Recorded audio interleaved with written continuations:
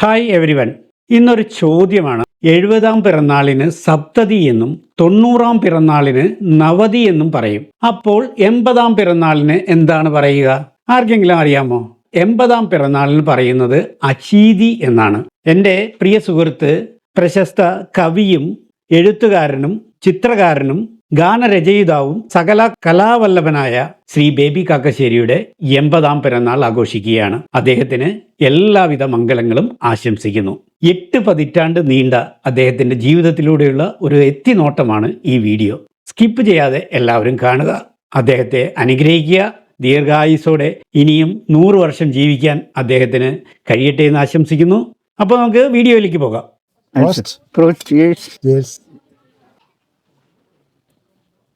മുടി ഓക്കെയാണോ? എൻ്റെ ചിന്തകൻ എന്ന് പറഞ്ഞാൽ അത് ശരിയല്ല. ഞാൻ ഒരു ചിന്തയും കൂടെ ഏതൊക്കെ കാര്യങ്ങളൊക്കെ പറയും, അത് കണ്ട് ക്ഷമിക്കണം എന്ന് പറഞ്ഞ ഇവിടുത്തെ ഒരു വരും സാരി വിസയിൽ വന്നു.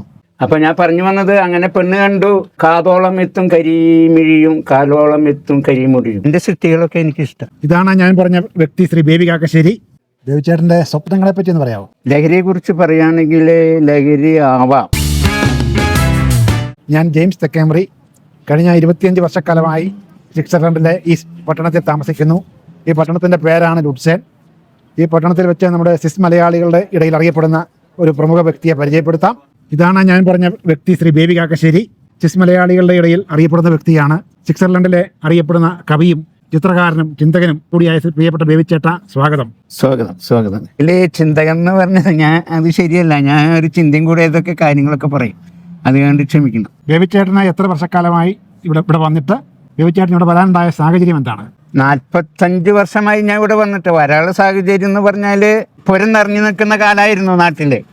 അപ്പോഴാണ് ഒരു പെണ്ണൊരുത്തി യൂറോപ്പിൽ നിന്ന് വന്നത്. ജീവിത പോരിന് വെല്ലുവിളിച്ചൊരു ഫോറിൻ പെണ്ണ്. അങ്ങനെ കല്യാണം കഴിച്ച് ഞാൻ ഇവിടെ എത്തി. അതാണ് എൻ്റെ ചരിത്രം. എന്ന് പറഞ്ഞ ഇവിടുത്തെ ഒരു വരും സാരി വിസയിൽ വന്നു. അപ്പൊ ഞാൻ പറഞ്ഞു വന്നത്, അങ്ങനെ പെണ്ണ് കണ്ടു കാതോളം എത്തും കരിമിഴിയും കാലോളം എത്തും കരിമുടിയും. ഞങ്ങൾ തമ്മിൽ കണ്ടു, ഇഷ്ടപ്പെട്ടു. ഒരാഴ്ച കൊണ്ട് കല്യാണം. ആള് 2 ആഴ്ച കഴിഞ്ഞപ്പോൾ സ്ഥലം വിട്ടു. ഞാൻ മേലോട്ട് നോക്കുന്നുണ്ട്. അത് കഴിഞ്ഞ് എത്ര കാലം കഴിഞ്ഞാൽ തിരിച്ച് ഇങ്ങോട്ട് പോകാൻ പറ്റിയത്? 7 മാസം കഴിഞ്ഞിട്ട് പിന്നെ വന്നു. ഒക്ടോബർ 1-നായിരുന്നു വിവാഹം. ഒക്ടോബർ ഞങ്ങളെ സംബന്ധിച്ച് വലിയൊരു ദിവസമാണ്. ഞാൻ ജനിച്ചത് ഒക്ടോബറിൽ, രണ്ടാമത്തെ മോള് ജനിച്ചത് ഒക്ടോബറിൽ. കേരളത്തിലെ അങ്ങയുടെ സ്ഥലം, പഠിച്ച സ്കൂള്, അങ്ങനെയൊക്കെ ഇങ്ങനെ വിദ്യാഭ്യാസ കാലഘട്ടങ്ങളിൽ ഇതുപോലെയുള്ള കവിതാരചനകളുമായിട്ട് ബന്ധമുണ്ടായിരുന്നു? ഞാൻ ജനിച്ചത് ഗ്രാമത്തിലാണ്. ഗുരുവായൂരിനടുത്തുള്ള ഒരു ആളൂർ എന്നൊരു ഗ്രാമമുണ്ട്. ആളൂരിന്റെ പേര് അറിയപ്പെടും? അതല്ല, അത് ആളൂർ അതൊന്നുമല്ല. LP സ്കൂൾ ആളൂർ തന്നെയുണ്ട്. പിന്നെ അത് കഴിഞ്ഞാൽ തൊട്ടടുത്ത സ്ഥലം ഹൈസ്കൂളൊക്കെ ഉള്ളത് മറ്റത്തിലാണ്. അവിടെയാണ് 10ാം തരം വരെ പഠിച്ചത്. അത്രേന്നെ പഠിച്ചിട്ടുള്ളൂ. അതിന്മേലെ കോളേജിലൊന്നും പോയിട്ടില്ല ഞാൻ. ആ കുട്ടിക്കാലത്ത് തന്നെ കവിതകളൊക്കെ എഴുതി തുടങ്ങിയായിരുന്നു. അതൊരു എനിക്ക് കഴിവുണ്ടെന്ന് 10ാം ക്ലാസ്സിൽ പദ്യം പഠിക്കുമ്പോൾ തന്നെ നന്നായി പെട്ടെന്ന് പഠിക്കും പദ്യമൊക്കെ. അപ്പോൾ എനിക്ക് തോന്നി എന്നിലെന്തൊക്കെ ഉണ്ടെന്ന്. അതൊരു അധ്യാപകനും പറഞ്ഞു. പിന്നെ ഒരു ചിത്രകല അധ്യാപകൻ ഉണ്ടായിരുന്നു. ആളും പറഞ്ഞു, ബേബി എന്തെങ്കിലും ഇങ്ങനെ ചുമരുമ വരയ്ക്കാതെ എവിടെയുണ്ട് നല്ലൊരു വരയ്ക്കാൻ പറഞ്ഞു. ബേബിച്ചേട്ടൻ്റെ എത്ര കവിതകൾ ആൽബമാക്കിയിട്ടുണ്ട്? അതിൽ ബേബിച്ചേട്ടന് ഏറ്റവും ഇഷ്ടപ്പെട്ട ആൽബം ഏതാണ്? കവിതകൾ ആൽബാക്കിയുള്ളത് 2 ബാക്കിയൊക്കെ ഗാനങ്ങളാണ്. അതൊരു 10-60 ഗാനങ്ങൾ CD ആക്കിയിട്ടുണ്ട്. 25-30 ആൽബാക്കിയിട്ടുള്ളൂ. അതിലെ ഏറ്റവും ഇഷ്ടപ്പെട്ട ആൽബം കണിക്കൊന്ന പൊന്നും ചേർത്ത്. അതൊരു നല്ല ആൽബമായിരുന്നു. പിന്നെ പറഞ്ഞ പോലെ എല്ലാം ഇഷ്ടമാണ്. പക്ഷെ അവാർഡ് കിട്ടിയത് അത്തപ്പവും കാറ്റും എന്നുള്ള ഒരു ഇതിന് അവാർഡ് കിട്ടിയത്. സ്വിറ്റ്സർലൻഡിലെ ജീവിതത്തിലെ ജോലിയും സാഹിത്യ പ്രവർത്തനങ്ങളും ഒരുമിച്ച് കൊണ്ടുപോകുന്നതിന് എന്തെങ്കിലും ബുദ്ധിമുട്ടുണ്ടായിട്ടുണ്ട്? ഒരിക്കലും ഇല്ല. ജോലി സമയത്താണ് ഞാൻ കൂടുതലും കവിതകൾ എഴുതാറുള്ളത്. എഴുതാന്ന് പറഞ്ഞാൽ മനസ്സിൽ കുറിച്ച് വയ്ക്കും. പിന്നെ രോഗികളൊക്കെ ആയിട്ട് ഇങ്ങനെ നടക്കാനൊക്കെ പോകുമ്പോൾ ഓരോന്ന് ഓർത്ത് വയ്ക്കും. ഇപ്പോൾ അങ്ങനെ പറ്റില്ല, കാരണം വയസ്സായി, ഓർമ്മശക്തി കുറവാണ്. ഇപ്പോൾ എന്തെങ്കിലും വരികൾ വരികയാണെങ്കിൽ ഇങ്ങനെ എഴുതി വയ്ക്കണം. ഓർമ്മയിൽ നിൽക്കുന്നില്ല. ജോലി എനിക്കൊരു തടസ്സമായിരുന്നില്ല കവിത എഴുത്ത്. ബേബിച്ചേട്ടന് ഏറ്റവും ഇഷ്ടപ്പെട്ട കവി ആരാണ്? കവി കുറെ പേരുണ്ട്. ചങ്ങമ്പുഴ കവിതകളാണ് ഞാൻ വായിച്ചു തുടങ്ങിയത്. കൊമാരുന്നു അതെന്നെ കുറെ ആകർഷിച്ചിട്ടുണ്ട്. പിന്നെ വലുതാന്ന് വെച്ചാൽ യൗവനകാലത്തൊക്കെ കൂടുതൽ വായിച്ചുള്ളത് കവിത്രയങ്ങളുണ്ട്. കുമാരനാശാൻ, വള്ളത്തോൾ, ഉള്ളൂർ, ഇവരുടെയൊക്കെ കവിതകൾ. പിന്നെ ഉണ്ടായതൊക്കെ ONV ഭയങ്കര ഇഷ്ടമാണ്. ആ കവി കുഞ്ഞുണ്ണി മാഷൻ്റെ ആശാനാണ്. പക്ഷേ മറ്റേ ഈ ആധുനിക കവിതകളൊന്നും എനിക്ക് ഇഷ്ടമില്ല. ബേബിച്ചേട്ടൻ്റെ കുടുംബത്തെ പറ്റി ഒന്ന് പറയാമോ? അത് പറയും. കുടുംബം എന്ന് പറഞ്ഞാൽ ഞാൻ പറഞ്ഞല്ലോ, കല്യാണം കഴിച്ചിവിടെ വന്നു. 2 പെൺപിള്ളേരാണ്. അവർക്ക് 2 പെൺപിള്ളേർ വീതം. അപ്പോൾ 6 പെണ്ണ്. ഭാര്യ പെണ്ണ്. അപ്പോൾ 7 പെണ്ണ്. എനിക്കാണെങ്കിൽ എൻ്റെ പേരാണ്, ഞാനും പെണ്ണില്ലാത്തൊരു പേര്. ബേബി. മക്കളുടെ കല്യാണം കഴിഞ്ഞു പറഞ്ഞല്ലോ. അങ്ങനെ സുഖമായിട്ട് കഴിയുന്നത്. അവരൊക്കെ ഇവിടുത്തുകാരാണ്. മൂത്തമാളെ കെട്ടിയുള്ളത് ഒരു സായിപ്പാണ്. രണ്ടാമത്തെ കെട്ടിയുള്ളത് ഇവിടെ ജനിച്ചു വളർന്ന മലയാളി തന്നെ. ബേബിച്ചേട്ടന്റെ സ്വപ്നങ്ങളെ പറ്റി ഒന്ന് പറയാമോ? എനിക്ക് സ്വപ്നങ്ങളൊക്കെ ഉണ്ടായിരുന്നു. സ്വപ്നങ്ങളൊക്കെ സാക്ഷാത്കരിച്ചിട്ടുണ്ട്. അതായത് കുട്ടിക്കാലത്ത് പട്ടിണിയായിരുന്നു. ഇപ്പോൾ സാമ്പത്തികമായിട്ട് കുഴപ്പമൊന്നുമില്ല. ഒരു സുഖമായ കാലാവസ്ഥ.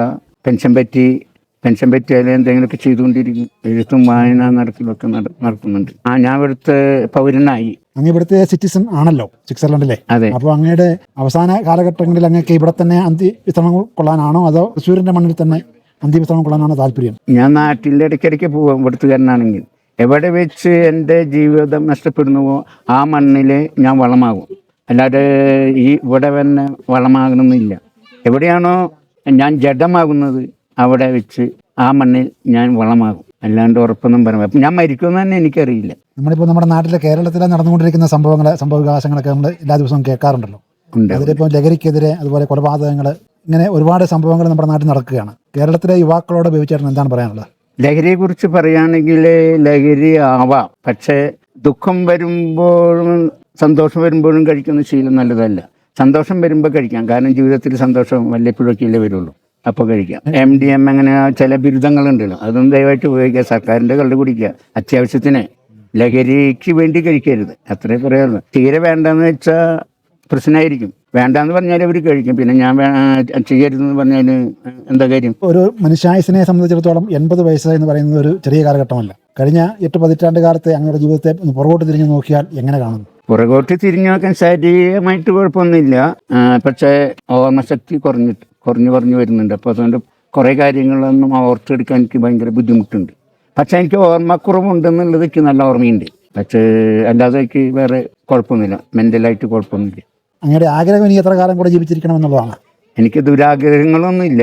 ഒരു 90 വയസ്സ് വരെ മതി. 10 വർഷം കൂടി ജീവിച്ചിരിക്കുന്നുണ്ട്. അത് ദൈവത്തിന് കനിയുമെന്നാണ് എൻ്റെ പ്രതീക്ഷ. ഞാൻ അതിനുവേണ്ടി പ്രാർത്ഥിക്കുന്നില്ല. നല്ല സൽപ്രവൃത്തി കൊണ്ട് നമുക്ക് ആയുസ് കൂട്ടിത്തരുമെന്നാണ് ഞാൻ ഉദ്ദേശിക്കുന്നത്. എൻ്റെ അറിവിൽ അങ്ങാണ് സ്വിറ്റ്സർലൻഡിലെ ഏറ്റവും പ്രായം കൂടിയ സ്വിസ് മലയാളി. അങ്ങ് ഇപ്പോഴും നല്ല ചെറുപ്പമായിട്ട് തന്നെ ഇരിക്കുന്നു. ഇതിൻ്റെ രഹസ്യം എന്താണ്?